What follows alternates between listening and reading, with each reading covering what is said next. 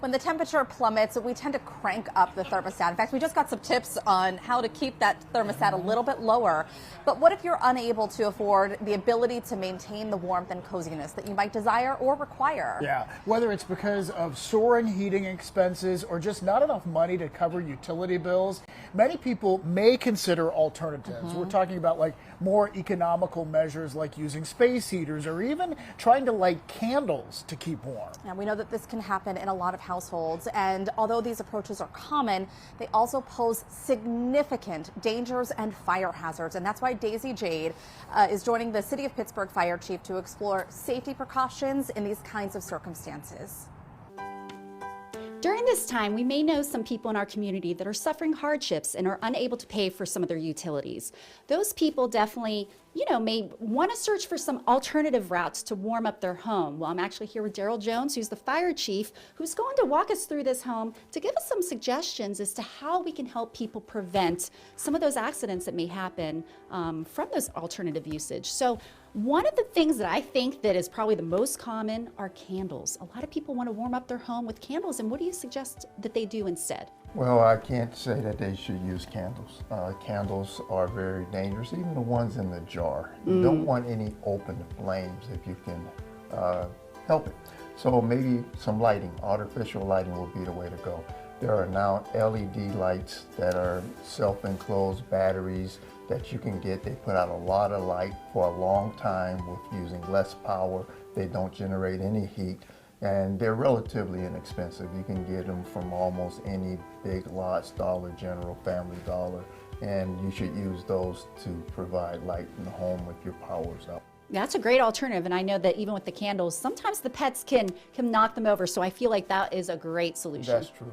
Candles can be knocked over, children can knock them over playing. There's some problems there. Okay, well, let's go head over to the kitchen now. All right, Chief, so we've walked into the kitchen where, as we can see, there's an open flame on this burner. So is that something somebody might typically do if they're trying to warm up? Yes, Ellie, they will probably have all 4 burners and the oven going at the same time, and the burners will be turned up high. The problem with this, again, there's open flame. If you have pets or whatever, or children, you don't want that to be a problem. And this flame is putting off carbon monoxide inside the home. Oh, yeah. As well, other people have used charcoal grills to try to stay warm. There's typically no open flame with charcoal. However, there's a ton of carbon monoxide. That is a good point. And so you don't want to do that either. So leave the stoves off and no open flames if you can prevent it at any time. Okay, so we moved down to a bedroom, and Chief, I see that a lot of people, when it's cold, they typically use a space heater, but this kind of seems like a little bit of a dangerous situation right here.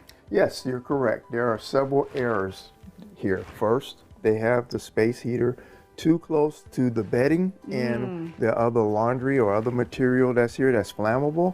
We don't want that there. So keep it as far away as possible and definitely away from the bed. Yes. Okay.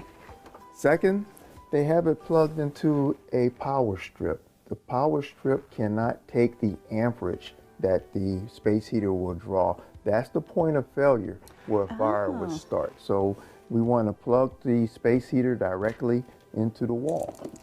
Okay. And what about kerosene? I know that some people use that as well. Yes. So kerosene, again, with any heating, you want to make sure you follow the manufacturer's instructions. Kerosene, make sure you put kerosene in it. Okay. Gasoline is not a substitute for kerosene. Gasoline will cause the safety mechanisms in a kerosene heater to fail. And for example, a kerosene heater, if it gets tilted over, it's supposed to shut off. If you have gasoline instead of kerosene in there, it won't shut off.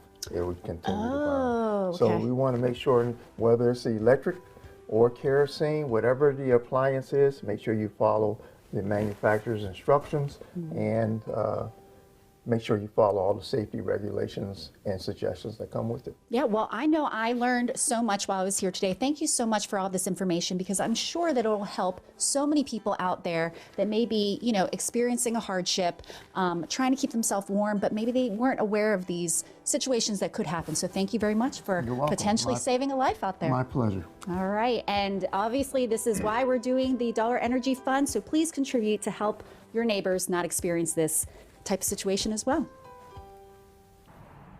All right, Daisy and Chief, thank you so much for doing that. And really, it's important information because it's so important just to keep people safe, obviously. It really is. Yeah. And in the news business, we've reported all too often about what can happen if you're not using those things safely. It's heartbreaking. It really is. So for more information and to make a donation to the Dollar Energy Fund, visit our website, pittsburghtodaylive.com. We're going to have links for you there. You can also see the information at the bottom of your screen right now.